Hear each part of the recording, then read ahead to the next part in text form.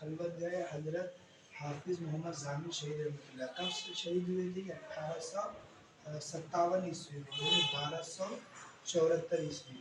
اس کے بعد میں حضرت یہ ان کا حجرہ ہے. ادھر بتا تھوڑا حجرے کو، یہ پورا ان کا کیا ہے؟ حجرہ ہے. حجرہ ہے، اس کے اندر یہ خلوت گاہ، یعنی خلوت گاہ بولے تو اس کے اندر حضرت حافظ ضامن شہید رحمۃ اللہ علیہ عبادت کیا کرتے تھے. پورے اس طریقے سے چھوٹی سی خانقاہ ہے. ٹھیک ہے، بس آ جاؤ ادھر.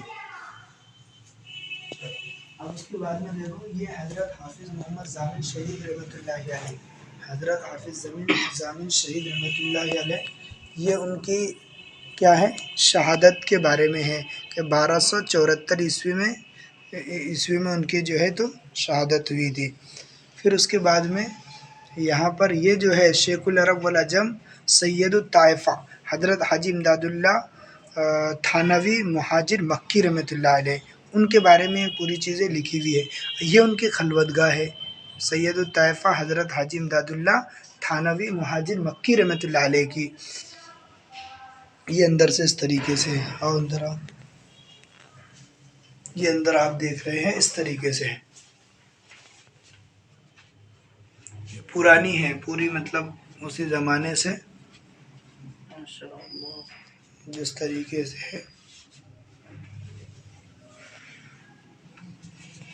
چلے گا آپ سے اب یہ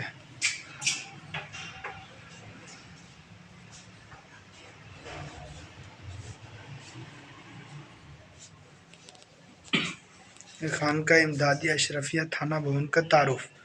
اس میں حضرت شیخ محمد فاروق محدث تھانوی نور اللہ مرقدہ کے متعلق